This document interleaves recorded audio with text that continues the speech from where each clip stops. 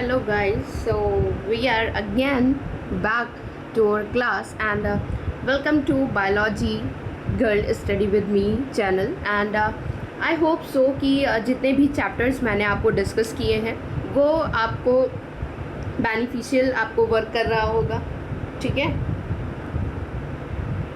आपको वर्क कर रहा होगा। एंड वन मोर थिंग अगर मैं बोलूँ तो मेरे ख्याल से अगर आप का कॉन्सेप्ट बिल्डअप है या आप चाहते हो कि आपको एनसीईआरटी लाइन ज़्यादा समझ में आए, तो मेरे ख्याल से जो एनसीईआरटी आपको ज़्यादा समझ में आए तो मेरे ख्याल से कि अगर आप ये एनसीईआरटी ऐसे पढ़ रहे हैं तो आपके लिए बेनिफिशियल होगा, ठीक है। ठीक है, हम वो सारी चीज़ें अगर आप फॉलो करते आ रहे हैं और आप ये लेक्चर देखने आए हुए हैं तो इसका मतलब आप आगे के जो 2 लेक्चर हमने इस चैप्टर पे पढ़ा रखे हैं वो आपने डेफिनेटली पढ़ के आए होंगे। नहीं पढ़ा है तो प्लीज़ जाके पढ़िए, क्योंकि लाइन जो लगती है जब इंसान बेस से शुरू करता है उसमें डिफरेंस और आपके में डिफरेंस फिर दिखाई देगा, तो कहीं से भी मत घुस जाइए।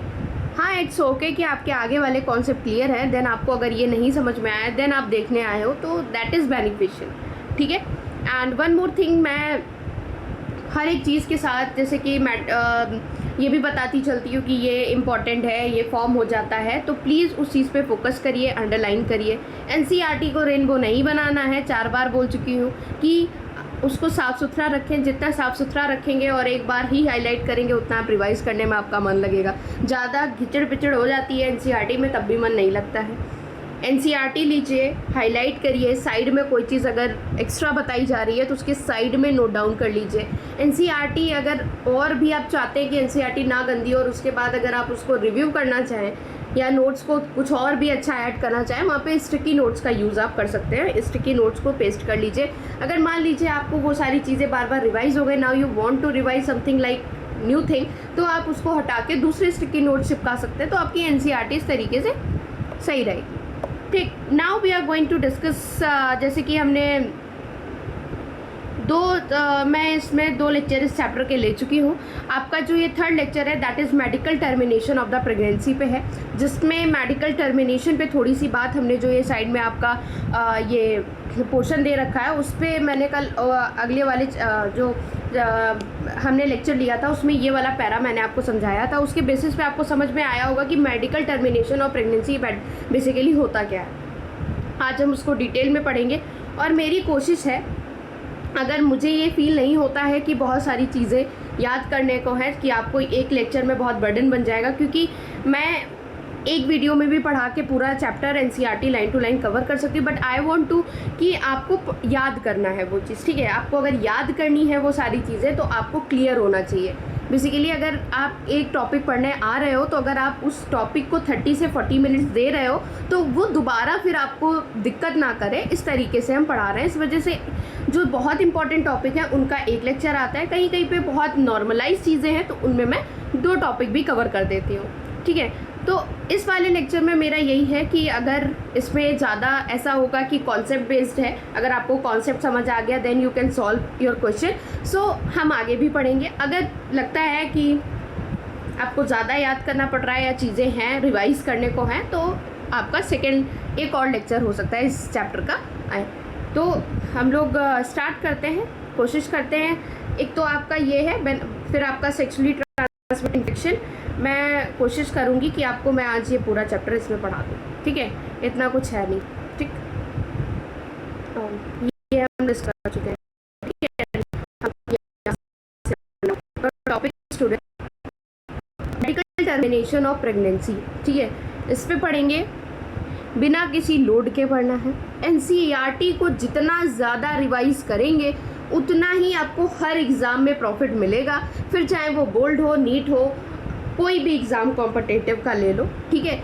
आपको बेसिकली फोकस किस पे करना है, आपका जो मेन बेस कहा जाता है, बेस से लेकर आपको हाई तक सब एनसीईआरटी ही कराता है। जिसका बेस अच्छा है वो बेस के साथ कुछ भी कर सकता है। जिसके पिलर अच्छे हैं उस पर बिल्डिंग अच्छी ही बनती है, और जिसके पिलर ही ख़राब हो गए उस पर कितना भी सुंदर बिल्डिंग बना के खड़ी कर दो, वो जब ख़राब होती है तो सब खराब हो जाता है, ठीक। तो अपना बेस अच्छा रखिए एंड आगे के लिए गॉड ब्लेस यू, अच्छा ही करोगे आप लोग। अगर इस तरीके से लगे हुए हो, कंसिस्टेंसी मेंटेन कर रहे हो।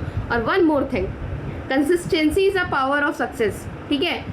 अगर मेरा देखा जाए तो जब से मैंने NCERT line to line 1 day 1 para मैंने स्टार्ट किया था, एंड 1 डे 1 पैरा तो मतलब ये हो जाता है कि ऐसा तो नहीं है कि अब मेडिकल टर्मिनेशन का मैंने इतना पैरा पढ़ दिया अब ये वाला छोड़ दिया, तो ऐसा उसका कॉन्सेप्ट नहीं बैठेगा। लेकिन हाँ, मैं एक टॉपिक को एक दिन में कवर कर रही हूँ, और जब से मैंने ये सीरीज़ स्टार्ट करी है 1 डे 1 पैरा, मेरा रोज़ वीडियो आता है। सो कंसिस्टेंसी अगर आप मेंटेन कर लेंगे तो आपके ऊपर बर्डन भी नहीं होगा। आपको अगर आपने एक बार में कोई चीज़ माइंड में अपने कॉन्शियस में डाल ली है कि हमें ये करना है, फिर आप ये नहीं करते हो, तो कहीं ना कहीं आपकी जो मेंटल हेल्थ होती है वो कहीं ना कहीं डिस्टर्ब हो रही होती है। सो इफ़ यू थिंक, अगर आप सोच सकते हो तो आप कर भी सकते हो। तो अगर आप सोच रहे हो तो उसको अगर आप नहीं कर रहे हो मतलब कि आप ही नहीं कर रहे हो, कोई अदर रीज़न नहीं है। अगर अदर रीज़न है भी 1 2 दिन 3 दिन, ठीक है, you have to maintain the things.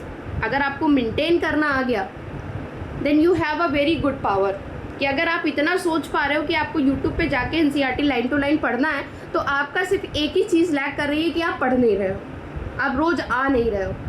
अगर आप सोच रहे हो देन आप रोज़ पढ़ रहे हो, रोज़ आ रहे हो, तो ये कंसिस्टेंसी, ये डिसिप्लिन हो जाती है। और बहुत ऐसे हैं सोच लेते हैं, फिर वो ना आ रहे हैं ना वो पढ़ रहे हैं। तो जब आपने 3 स्टेप कंप्लीट ही नहीं किए, बस सोचते ही रह गए, तो सोचने से तो कुछ नहीं होता, करना भी पड़ता है। ठीक है, अब स्टार्ट करते हैं बिना किसी टाइम वेस्ट किए। Medical termination of pregnancy, MTP, ठीक है। International voluntary termination of the pregnancy before full term is called the medical termination of pregnancy.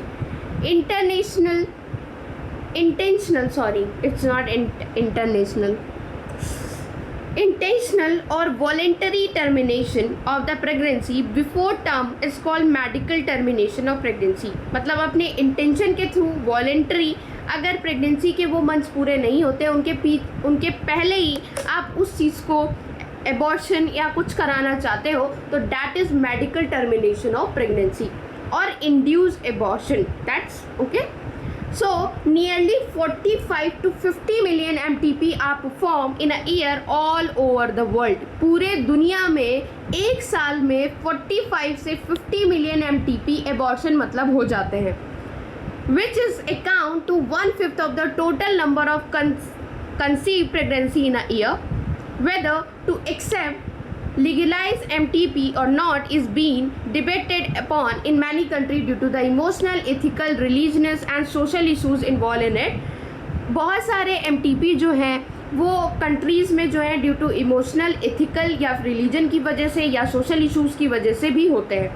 Government of India legalise MTP in 1971, ये आपको याद रखना है कि कब गवर्नमेंट की इंडिया ने ये लीगलाइज किया था MTP, medical termination of pregnancy को, तो 1971 में, विथ सम स्ट्रिक्ट कंडीशन उन्होंने लगाई to avoid this its misuse.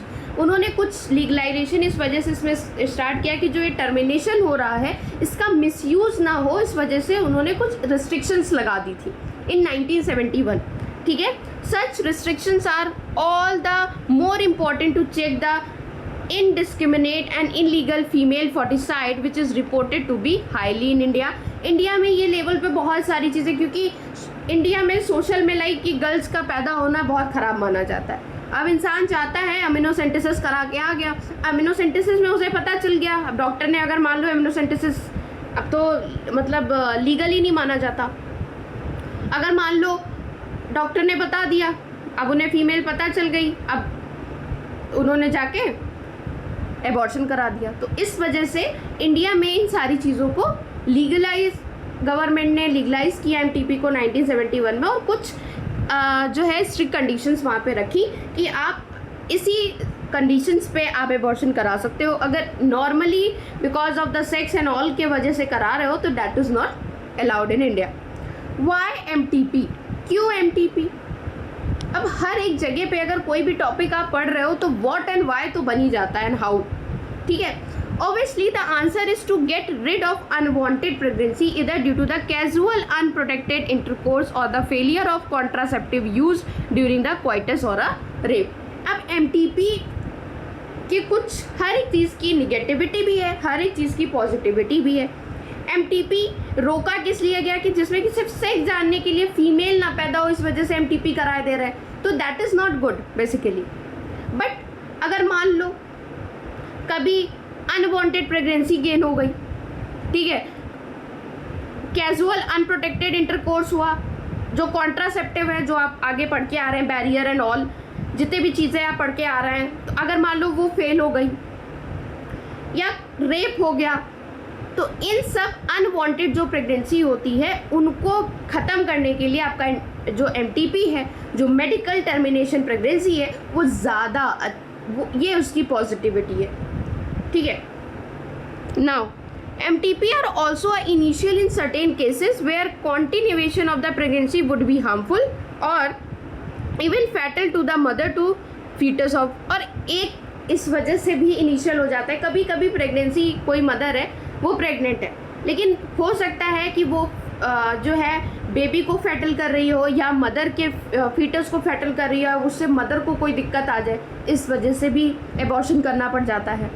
तो ये जो आपको 2 पॉइंट मिल रहे हैं MTP के, ये पॉजिटिव है कि अगर मान लो अनवांटेड प्रेगनेंसी हो गई बिकॉज ऑफ रेप और failure of the contraceptive and all, unwanted pregnancy हो गई तो आप MTP करा सकते हो। अगर मान लो वहीं पे बात करते हैं कि MTP हुई सर्टेन केसेस में where continuation of the pregnancy would be harmful और इवन फैटल, कि बच्चा है, अब वो बच्चे को वो चीज़ इफेक्ट कर रही है या वो मदर को इफेक्ट कर रही है, उससे मदर को प्रॉब्लम हो जाएगी, इस वजह से भी MTP कराते हैं। MTP are consider relatively safe during the first trimester. अगर आप बात करें कि MTP जो है वो सेफ किस में होती है, तो फर्स्ट ट्राइमेस्टर में ज़्यादा सेफ मानी जाती है MTP, ठीक है। जो पहला ट्राइमेस्टर है अगर उसमें MTP हुई जा रही है तो वो सेफ़ है। Up to the 12 week of the pregnancy तक सेफ है।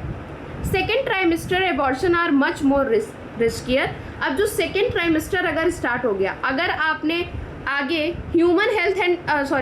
ह्यूमन रिप्रोडक्शन पढ़ा है तो आपको पता होगा कि सेकेंड ट्राइमेस्टर में बच्चे का क्या डेवलप हो जाता है, वो आप मेरे कमेंट सेक्शन में लिखेंगे, हमने पढ़ाया हुआ है और उसको मैंने एक बार नहीं, वो पैरा मैंने आपको 2-3 बार रिपीट किया हुआ है कि आपको याद हो जाए। तो आप मुझे लिख के बताएंगे कि सेकेंड ट्राइमेस्टर में, फर्स्ट ट्राइमेस्टर में क्या फॉर्म होता है और सेकेंड ट्राइमेस्टर में क्या फॉर्म होता है, ये मेरे कमेंट सेक्शन में चाहिए, ठीक है। अगर आप इस सीरीज़ को अच्छे तरीके से फॉलो कर रहे हैं तो आपको पता होगा। Second trimester abortion are much more riskier, तो जो आपका सेकेंड ट्राइमेस्टर आ जाता है वो रिस्कियर हो जाता है। तो फर्स्ट ट्राइमेस्टर 12 वीक तक जो MTP है वो कंसिडर एक रिलेटिवली सेफ होती है, ठीक है। One distributing trend observed in that majority of MTP are performed illegally by unqualified cocks, which is not only unsafe but could be fatal too. One disturbing trend observed in the majority of MTP are performed illegally by unqualified cocks के through MTP को perform कर दिया जाता है, जिसके through वो unsafe होती है और ये फैटल भी कर सकती है, इंसान की डेथ भी हो सकती है, ठीक है। In order to the dangerous trend in the misuse of the amino-synthesis to determine the sex of the unborn children. बच्चा पैदा ही नहीं हुआ है उसके पहले ही सब पता लगा ले रहा है, अब दुनिया में ये आएगा इसकी कुंडली कैसी होगी ये भी पाएँ तो मतलब इंडियन पेरेंट्स कुछ भी पता लगा सकते हैं। अब बच्चा दुनिया में नहीं आया है, अगर उनकी बुद्धि में ये है ना कि क्या है, लड़की है लड़का है, ये पता हो जाए। अब लड़का वो आएगा वो कैसा परफॉर्म करेगा, लड़की आएगी तो वो कैसा परफॉर्म करेगा, सब पेट में ही पता कर लेंगे वो, ठीक है। तो इन सब चीज़ों पे दिक्कत होती है। Frequently if the fetus is found to be female, अगर फीटस फीमेल की पाई जाती है, it is followed by the MTP, it is totally against what is illegal. ये टोटली अगेंस्ट है और इसमें कुछ भी लीगल नहीं है, ये अलीगल है कि आपको जो है सेक्स ऑफ द बेबी पता चल रहा है, अगर वो फीमेल फर्टिसाइड है आप उसका MTP कराए दे रहे हो, बच्चा पैदा भी नहीं हो पा रहा है, ठीक है। तो that is not good basically. अगर आप ये सारी चीज़ें पढ़ रहे हो तो सिर्फ आपको ये नॉलेज अपने तक ही नहीं रखना है। जो अनएजुकेटेड हैं, जिनको इस चीज़ की समझ नहीं, you have to try it कि उन्हें इन सब चीज़ों की वैल्यू समझ में आए, ठीक है, वो ऐसा कदम ना उठाएं। Such practices should be avoided because they are the dangerous both for the young mother and the foetus. इस तरीके की चीज़ों को अवॉइड करना जब तक वो ज़्यादा प्रॉब्लम ना कर रहा हो या अनवांटेड प्रेगनेंसी या कोई अनवांटेड चीज़ आपके साथ ना हुई हो, तब तक के लिए से अवॉइड ही करना बेटर होता है, क्योंकि ये मदर को भी और फीटस को दोनों के लिए डेंजरस होता है। Effective counselling on the need to avoid the unprotected coitus. and risk factor involved in the illegal abortion as well as providing more health care facilities could result the mentioned unhealthy trend. तो सबसे पहली बात, अगर आप unwanted pregnancy नहीं चाहते हैं तो आप केयरफुली कॉन्ट्रासेप्टिव वगैरह आपने पढ़ी उन सब चीज़ों का यूज़ करें, इसका मतलब है, और आगे चल के रिक्स इन चीज़ों का कम लें। जो एबॉर्शन है वो इलीगल है, तो जब मदर को दिक्कत हो रही है या फीटस को दिक्कत हो रही है, इन सब चीज़ों पे आप एमटीपी करा सकते हो, बट आप सेक्स ऑफ द बेबी की वजह से आप एबॉर्शन करने जा रहे हो तो ये इंडिया में इलीगल है, आप नहीं करा सकते हो। जो फर्स्ट ट्राइमेस्टर है आपका 12 वीक, उसमें सेफियर है एबॉर्शन कराना, सेकेंड ट्राइमेस्टर से रिस्की हो जाता है, तो ये आपको याद रखना है, ठीक है। ज़्यादा कुछ याद करने को है नहीं इसमें, अगर आप साथ साथ में पढ़ रहे हो, आपकी बुद्धि में अगर बैठ रहा है तो ज़्यादा कुछ नहीं है। अब हम पढ़ते हैं सेक्सुअली ट्रांसमिटेड इन्फेक्शन। अब इस पे अगर हम बात करते हैं, इसी वजह से मैं इस वे में एक आपको एनसीईआरटी पढ़ा रही हूँ। पहले मैंने आपको ह्यूमन हेल्थ एंड डिसीज़ पढ़ाया, देन मैंने ह्यूमन रिप्रोडक्शन पढ़ाया, देन आपको मैं रिप्रोडक्टिव हेल्थ पढ़ा रही हूँ। आपको सेक्सुअली ट्रांसमिटेड इन्फेक्शन यहाँ पे तो क्या ही ये एक्सप्लेन करता है, आपको पूरा एक हम लोग ने साइकिल पढ़ाई हुई है ह्यूमन हेल्थ एंड डिसीज़ में, तो यहाँ पे हम लोग जस्ट रिवाइज भी हो जाएंगी और जो थोड़ी एक्स्ट्रा चीज़ें होंगी वो आपको पता चल जाएंगी। Infections of the disease which is transmitted through the sexual intercourse and collectively called the sexual transmitted infection. Sexual transmitted infection का मतलब ये है कि सेक्सुअल चीज़ें जो जो सेक्सुअली इंटरकोर्स हो रहा है उसकी वजह से जो डिसीजेस हो रही हैं, जो इन्फेक्शन हो रहा है, उनको हम क्या कह रहे हैं, सेक्सुअल ट्रांसमिटेड इन्फेक्शन कह रहे हैं, या STI।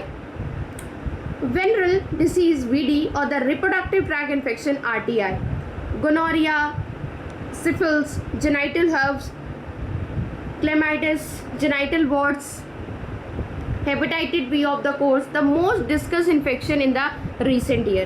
इन सारी जितने भी आपको ये इन्फेक्शंस दे रखे हैं, इन सारे इन्फेक्शंस के बारे में आजकल बात हो जाती है, ठीक है। रिसेंट ईयर में ये काफ़ी डिस्कस किए गए इन्फेक्शंस हैं। So HIV lead to AIDS and some of the common STIs. Among these, HIV infection is more dangerous in discuss in chapter 7, जो हम लोग डिस्कस कर चुके हैं, ठीक है। इसी वजह से मैंने पढ़ा रखा है कि आपको दिक्कत ना हो। Some of these infection like hepatitis B, जैसे some of these infection hepatitis B, HIV can also be transmitted by sharing of injection needle. हमने पढ़ रखा है कि HIV जो होता है वो इंजेक्शन निडल को शेयर करने से भी हो जाता है, लोगों को सर्जिकल इंस्ट्रूमेंट को शेयर करने से हो जाता है with the infected person, transfusion of blood की वजह से भी हो सकता है, from infected mother to the fetus हो सकता है। ये हम लोग सब डिस्कस कर चुके हैं। नहीं अगर आपने पढ़ा है प्लीज़ जाइए, प्लीज़ वो चैप्टर पढ़ के आइए। अगर आप वो पहले पढ़ रहे हो, जैसे मैं लाइन टू लाइन चैप्टर पढ़ा रही हूँ, अगर वो सीक्वेंस आप फॉलो करेंगे तो आपको आगे वाले चैप्टर समझने में आसानी रहेगी। तभी मैं कुछ इस तरीके से सीक्वेंस के साथ चल रही हूँ और वो चैप्टर ज़्यादा उठा रही हूँ जिनमें ज़्यादा पढ़ना है और ज़्यादा क्वेश्चन फॉर्म हो जाते हैं। Except of the hepatitis B, genital herb, HIV infection, other diseases are completely curable if detected earlier and treated properly। अब अगर हम बात करते हैं except for the hepatitis B, genital herb and HIV infection जो हैं, जो अदर डिसीजेस हैं, ये कम्प्लीटली क्योरेबल हैं, इन्हें सही किया जा सकता है, लेकिन अगर हम इन्हें जल्दी डिटेक्ट कर ले और इनको सही प्रॉपर जो है वो ट्रीट मिलने लग जाए शुरुआत में ही, तो हम इसे रोक सकते हैं। Then each symptom of most of these are the minor and include itching, fluid discharge, slight pain, swelling etc। अगर ये सारे सिम्टम्स आप में आ रहे हैं तो माइनर सिम्टम्स इसके क्या क्या होते हैं, इचिंग होगी, फ्लूइड डिस्चार्ज होगा, स्लाइट पेन होगा, स्वेलिंग आ जाएगी। इन सब चीज़ों से अगर ये सारी चीज़ें हो रही हैं तो आपको डॉक्टर को विजिट करना चाहिए। In a genital region, infected female में be often by the asymbiotic and hence may remain undetected for long. Absence of the less significant symptom in the earlier stages of the infection and social stigma attached to the STS। जब शुरुआत में earlier stage में चीज़ें होती हैं तो इनका हो सकता है कि थोड़े कम सिग्निफिकेंट सिम्टम्स दिखें या बिल्कुल दिखे ही ना, ठीक है। इन सारी चीज़ों के जैसे detect the infected person from going for the terminable infection and proper treatment. तो infected person for going to the terminable detection, अगर इसे पता चल रहा है प्रॉपर ट्रीटमेंट लो पहले से, अगर पता चल जाता है अर्लियर में ही तो मच बेटर है. This could be lead to the complication later and which is include pelvis inflammatory diseases, PID, abortion, stillbirths, ectopic pregnancy, infertility और even cancer of the reproductive tract. बहुत सारी प्रॉब्लम क्रिएट हो जाती है. Infection जहाँ पे हो जाता है किसी भी तरीके का, एक इन्फेक्शन होता है, फिर 2 इन्फेक्शन, 3 इन्फेक्शन, पूरी बॉडी फैटल हो जाती है. ठीक है. STIs are the major threat to the healthy society and therefore prevention or the earlier detection and the cure of the disease are the given prime consideration under the reproductive health care program. Through all the person are the vulnerable to these infection. Through all the person, जितने भी person हैं जो इन infection से vulnerable हैं, their incidence are the reported to the very high among people in the age group. तो इस जो age group 15 से 24 साल होता है उनमें ये सारी चीज़ें देखने को ज़्यादा मिलती हैं. ठीक है. And the age group to which you also belong, जिस एज से आप भी बिलोंग कर रहे हैं, तो आप इन सब चीज़ों से अवेयर रहें और अपनी हेल्थ पे ध्यान दें. ठीक है. There is a no reason to the panic because the prevention is possible. यहाँ पे डरने की, पैनिक होने की कोई ज़रूरत नहीं है क्योंकि प्रिवेंशन इसका पॉसिबल है. अगर आप पहले में पता कर लेते हो तो क्योर है इस चीज़ का. One could be free of these infection by following simple principle given below. आप इन सब कैसे इन चीज़ों से बच सकते हैं ये आपको पता होना चाहिए. आप ऐसे एज पर हैं कि आपको इन सब चीज़ों के बारे में अवेयर होना बहुत इंपॉर्टेंट है. अपने आप को सेफ रखना, अपने आप को हाइजीन रखना बहुत इंपॉर्टेंट है. तो यू शुड बी इन सब चीज़ों को अगर आप फॉलो करेंगे तो आपको दिक्कत नहीं होगी. Avoid sex with the unknown partners. Unknown partners के साथ सेक्स अवॉइड करें. मल्टीपल पार्टनर्स के साथ ना करें.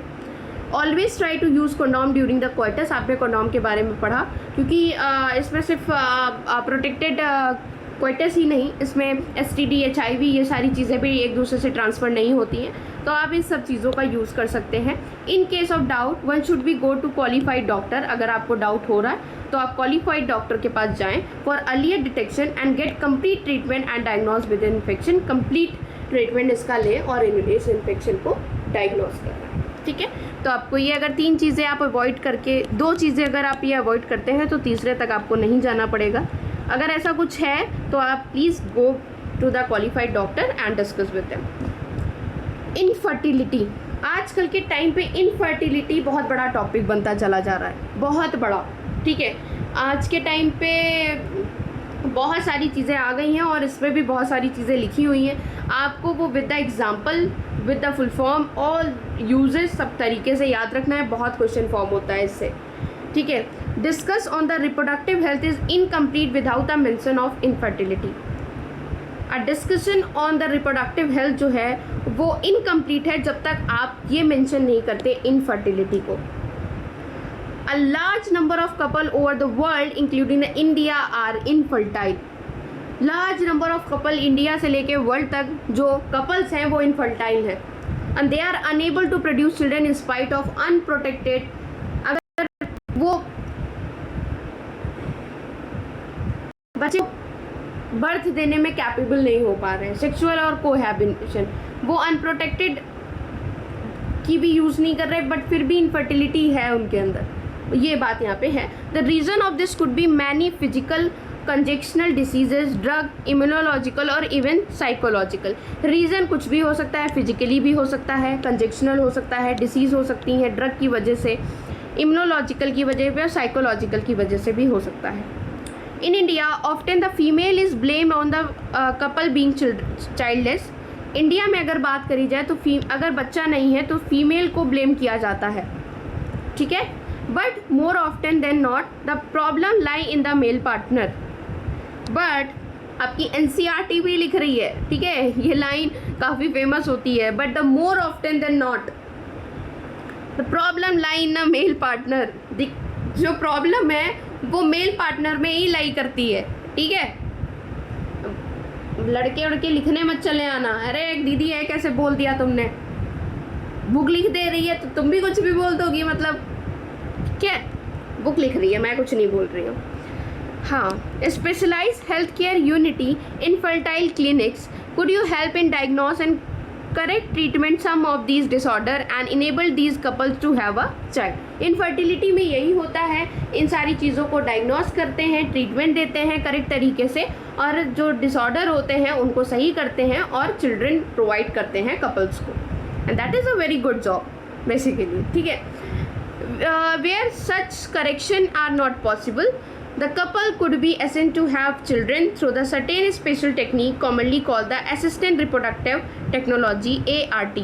अगर करेक्शन पॉसिबल नहीं है तो कपल जो हैं वो इस स्पेशल टेक्निक से भी बच्चे को जन्म दे सकते हैं, असिस्टेंट रिप्रोडक्टिव टेक्नोलॉजी ART।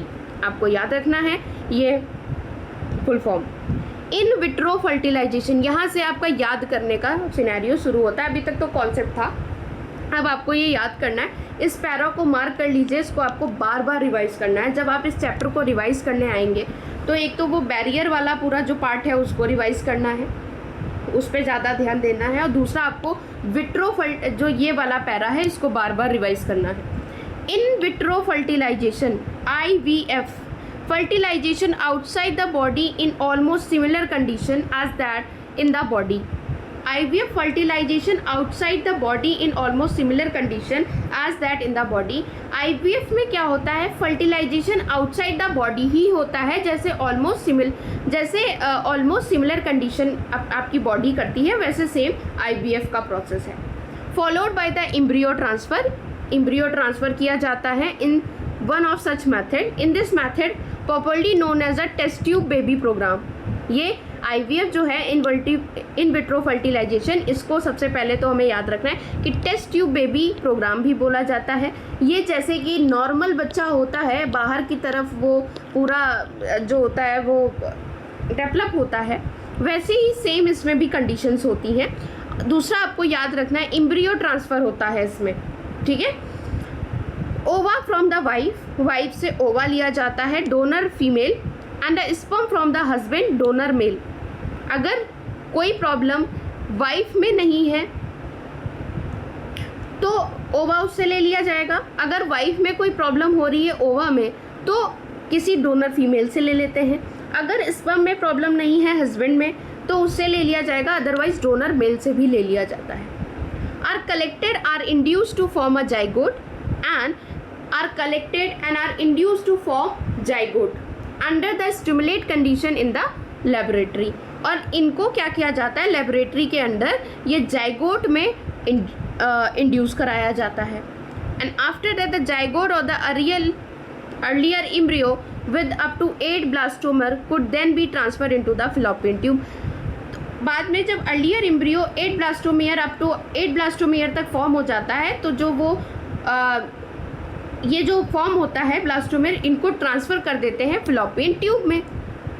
तो ये आपका क्या होता है, ये आपका इन विट्रो फर्टिलाइजेशन है। ये इन विट्रो फर्टिलाइजेशन में क्या क्या याद रखना है, इन विट्रो फर्टिलाइजेशन को हम टेस्ट ट्यूब बेबी प्रोग्राम भी बोलते हैं। एम्ब्रियो ट्रांसफ़र होता है, जैसे नॉर्मल में बाहर जो होता है सिमिलर कंडीशन होता है बॉडी में आउटसाइड द बॉडी, वैसे ही आपका इन विट्रो फर्टिलाइजेशन में भी होता है। अगर वाइफ में कोई प्रॉब्लम नहीं है तो उसका ओवा ले लेंगे या तो डोनर फीमेल का ले लेंगे। अगर हस्बैंड में कोई प्रॉब्लम नहीं है तो हस्बैंड का स्पर्म ले लेंगे या तो डोनर मेल का ले लेंगे। उसके बाद क्या करते हैं, जाइगोट और उसके बाद क्या करते हैं, इन सब चीज़ों को कलेक्ट कर लेते हैं, बाद में लेबोरेटरी में जाइगोट में इसको इंट्रोड्यूस करा देते हैं। जब 8 ब्लास्टोमियर स्टेज तक ये चीज़ें फॉर्म हो जाती हैं तो इसको fallopian ट्यूब में इंड्यूस कर देते हैं। बाद में प्रोसेस अपनी नेचुरली होती रहती है, ठीक है। अब हम पढ़ेंगे जिफ्ट के बारे में। अब गिफ्ट इन सब का आपको वो भी याद रखना है फुल फॉर्म। तो जिफ्ट होता है, आप फुल फॉर्म याद रखेंगे तो उससे आपको कई सारी चीज़ें भी पता चल जाएंगी। जैसे जाइगोट इंट्रा fallopian ट्यूब, मतलब fallopian ट्यूब में fallopian में क्या ट्रांसफ़र किया जा रहा है, जाइगोट, ठीक। So what the embryo with more than 8 blastomere into the uterus, uterus में 8 ब्लास्टोमियर से ज़्यादा जो चीज़ है उसको क्या कर रहे हैं, एम्ब्रियो को ट्रांसफ़र कर रहे हैं। IUT intra uterine transfer to complete its further development and embryo form in vivo fertilization, fusion of gamete within the female also could be used such transfer to assist those female who cannot conceive। जो conceive नहीं कर सकती हैं fusion of gamete होता है with in the female, also could be use for the such transfer. इस तरीके का ट्रांसफ़र जो है उसमें भी यूज़ किया जाता है जो फीमेल कंसीव नहीं कर सकती हैं। किसी किसी को ये प्रॉब्लम होती है कि सारा प्रोसेस हो रहा है, वो बच्चे को कंसीव ही नहीं कर पा रही है, उसमें ये जो है जिफ्ट जाइगोट इंट्राफैलोपियन ट्यूब की टेक्निक को यूज़ किया जाता है। देन आपका आता है गिफ्ट। गिफ्ट होता है गैमीट इंट्राफैलोपियन ट्रांसफ़र, गैमीट को ट्रांसफ़र किया जा रहा है, इसमें गैमीट को करेंगे गिफ्ट में। Transfer of ovum collect from the donor into the fallopian tube, that is a GIFT. Gamete intrafallopian transfer of the another female who cannot produce one but can be provide suitable environment for the fertilization, further development in another method attempted। तो gamete transfer में क्या होता है, जैसे कि कोई female है, वो उसका क्या हो रहा है, वो ओवम को कलेक्ट ही नहीं कर पा रही है, तो वो डोनर से ले लिया जाता है और वो जो आगे वाली जो वुमेन है जो इस गिफ्ट को करा रही है, वो पूरा एक सुइटेबल इन्वायरमेंट देने के लिए अच्छी है, प्रोवाइड करने के लिए बढ़िया है, कोई प्रॉब्लम नहीं है उसकी बॉडी में। बस प्रॉब्लम एक ये है कि वो ओवम को कलेक्ट नहीं कर पा रही है, तो ये अदर डोनर से ले लिया जाता है और उनके अंदर इंड्यूस कर दिया जाता है और पूरा सर्कल जो होता है वो नॉर्मल वो दूसरी वुमेन कैरी करके रखती है। इंट्रासाइटोप्लाज्मिक स्पर्म इंजेक्शन, ICSI, इसका फुल फॉर्म याद कर लीजिएगा। Intracytoplasmic sperm injection is another specialized produced to form an embryo in the laboratory which is sperm is directly injected into the ovum। इसमें क्या होता है, इंट्रासाइटोप्लाज्मिक स्पर्म इंजेक्शन जो है, इसको एम्ब्रियो में लेबोरेटरी में जो स्पर्म है इसको डायरेक्टली इंजेक्ट कराया जाता है ओवम में, ठीक है। इनफर्टिलिटी केसेस इधर due to the inability of the male partner to inseminate the female और due to the very low sperm count in the ejaculate, ये उसमें किया जाता है जैसे कि मेल पार्टनर है उनका जो इंसिमिनेट वाला जो वो इनएबिलिटी है या लो स्पर्म काउंट है, इस वजह से इस टेक्निक का यूज़ किया जाता है इंट्रासाइटोप्लाज्मिक स्पर्म इंजेक्शन का, ठीक है। Could be correct by the artificial insemination, AI technique के थ्रू इस चीज़ को करेक्ट किया जाता है। In this technique the semen collected इधर फ्रॉम द हस्बैंड, सीमेन को हो सकता है हस्बैंड से भी कलेक्ट किया जाए और हेल्दी डोनर आर्टिफिशियली इंट्रोड्यूस किया जाता है ओवम में, इधर इनटू द वेजाइना में और into the uterus, and that is your EUI intra uterine insemination of the female. जैसे आपने बात करी कि वेजाइना में या फिर यूट्रस में इस चीज़ को जो है AI टेक्निक के थ्रू जो है वो इंड्यूस किया जाता है, तो उसको हम क्या कहते हैं, इंट्रा यूट्राइन इंसिमिनेशन।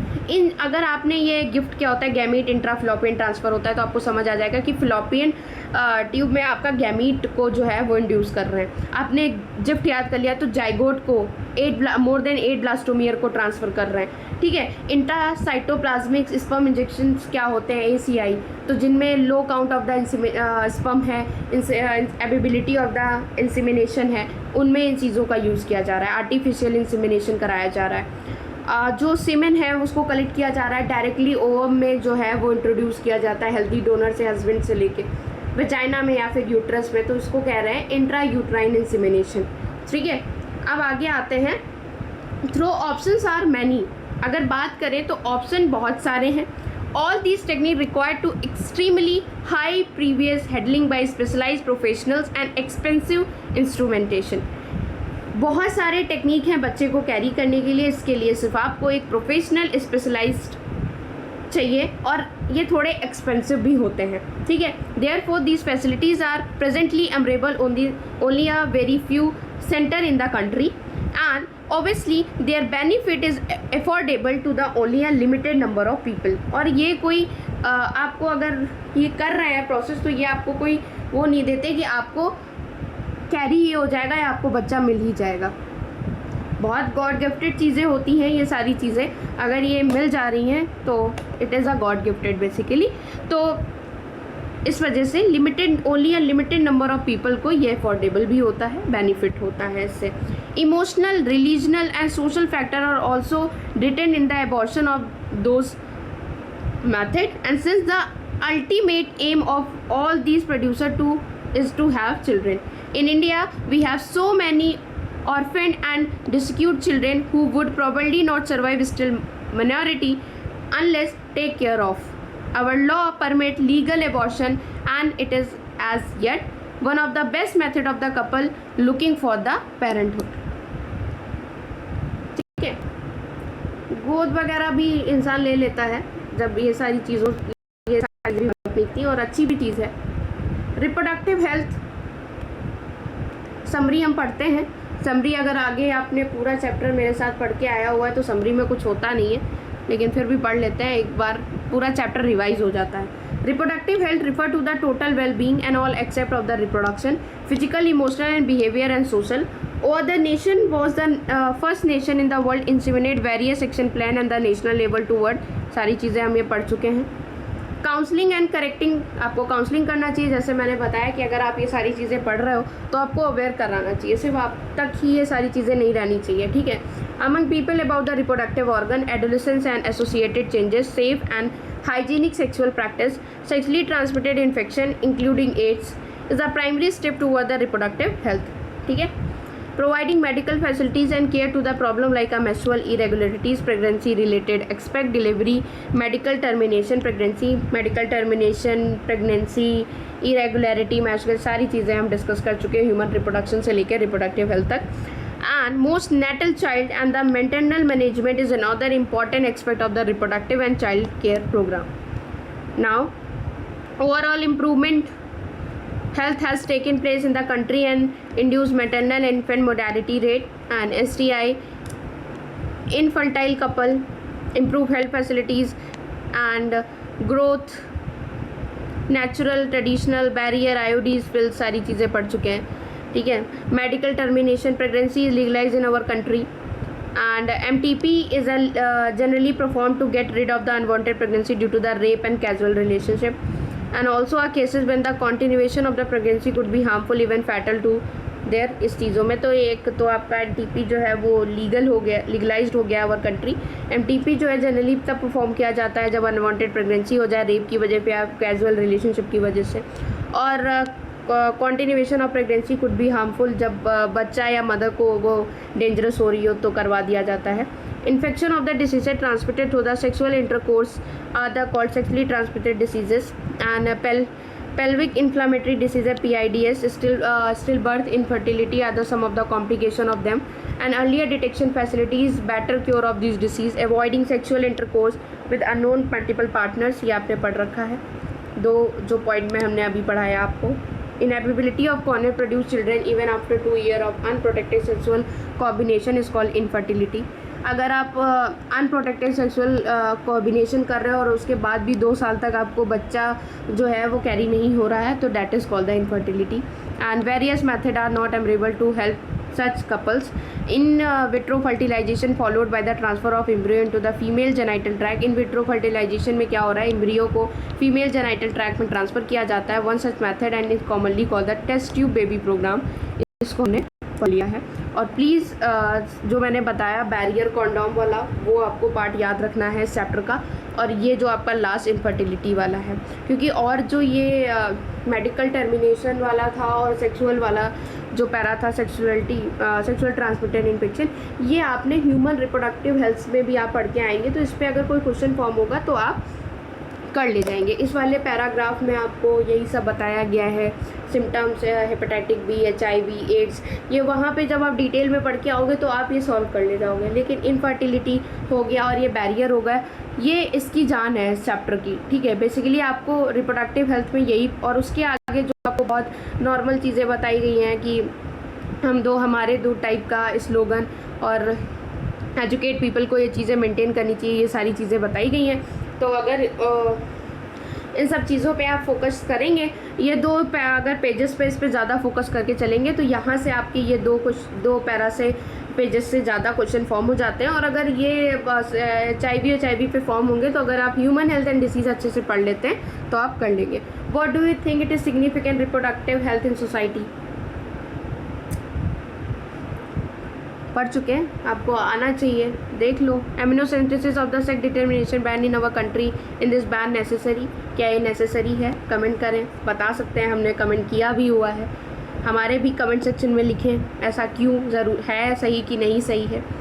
ये पढ़ लेते हैं. आपका ट्रू फॉल्स दिया हुआ है. क्वेश्चन तो हम थ्योरी डिस्कस कर चुके हैं, वही सब है. What is a major one has to take prevent from the contract against DS. Abortion could happen spontaneously too. No. Infertility is defined as the inability to produce a viable offspring. It also due to the abnormality defect in the female partner. Infertility defined inability to produce viable offspring in always due to the abnormality defect in the female partner. False. ऐसा बिल्कुल भी नहीं है. Mail में भी हो सकती है डिफ़ॉल्ट हो सकता है. Complete lactation could help in the natural method of contraception. ये आप मुझे बताएंगे कमेंट सेक्शन में इट्स ट्रू और अ फॉल्स. आप लिखेंगे 11 का C, इट्स ट्रू और अ फॉल्स. ठीक है. Creative awareness about sex related expect in the effective method to improve reproductive health of the people. Creative awareness about the sex related expect of the effective method improve reproductive health. हाँ, awareness create करेंगे, sex related expect रखेंगे तो ये effective method हो सकता है improve. True है. Correct following statement. Surgical method of the contraceptive prevent gamete formation. No. All sexual transmitted disease are complete curable. No. Curable नहीं होती है. अगर शुरू में पता चल जाती है हमें तो हम उसको क्योर कर सकते हैं, लेकिन सारी ट्रांसमिटेड डिसीजेज क्योरेबल नहीं होती, कम्प्लीटली क्योरेबल नहीं है. Oral pill are the very popular contraceptive among the rural women.